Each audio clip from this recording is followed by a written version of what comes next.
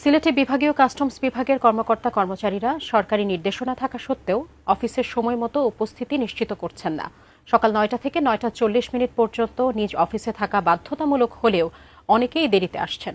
এ বিষয়ে বিস্তারিত জানাতে সেখান থেকে সরাসরি যুক্ত হচ্ছেন সহকর্মী কামরুল ইসলাম মাহি। কাস্টমস বিভাগের কর্মকর্তা কর্মচারীরা দেরিতে প্রবেশ করছেন। আজকে যেহেতু প্রথম দিন, এই নির্দেশনা দেওয়া হয়েছে, কি অবস্থা জানাবেন এই মুহূর্তে? দেখুন, আমরা এই অফিসটিতে ঠিক ৯টার আগ থেকেই আমরা অফিসটির প্রতি লক্ষ্য রাখছিলাম এবং সকাল থেকেই কিন্তু অর্থাৎ ৯টা থেকে ৯টা ৪০ পর্যন্ত যে বাধ্যতামূলক ভাবে অফিসে অবস্থান করার যে বিষয়টি, সেটি কিন্তু এই অফিসের একবারেই মানে হয়নি।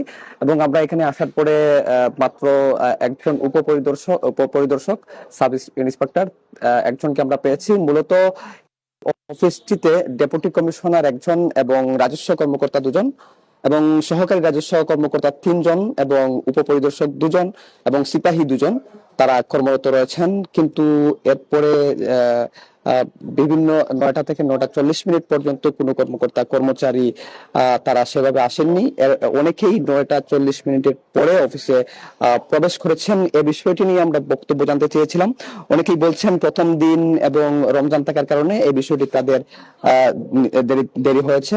তো এবং এখানকার যারা রয়েছেন তারা কিন্তু এর পরবর্তীতে অফিসে প্রবেশ করে কিন্তু তাদের যে দৈনন্দিন কাজ রয়েছে এবং সরকারি যে কাজগুলো রয়েছে, বিশেষ করে তাদের সংশ্লিষ্ট যে কাজগুলো রয়েছে, সেই কাজগুলো কিন্তু তারা এই মুহূর্তে করছেন। নিশ্চয়ই আপনি দেখতে পাচ্ছেন, আমি এই মুহূর্তে সিলেটের যে বিভাগীয় কাস্টমস এর যে অফিস রয়েছে, সেই অফিসে আপনারা দেখতে পাচ্ছেন যে এই মুহূর্তে যে কাজগুলো চলছে, সেই কাজগুলো কিন্তু হচ্ছে। এবং প্রথমেই আপনি যেমনটি বলছিলেন যে নির্ধারিত সময়ে যে এখানকার কর্মকর্তা কর্মচারীরা সরকারি কাজ করার যে অফিসে উপস্থিত নিশ্চিত হওয়ার যে বিষয়টি, সেটি কিন্তু অনেকটাই বিঘ্নিত হয়েছে। তবে এখানকার যারা রয়েছেন তাদের বক্তব্য হচ্ছে যে যেহেতু প্রথম দিন এবং রমজানের একটি মাস চলছে, তাই সেটি কিন্তু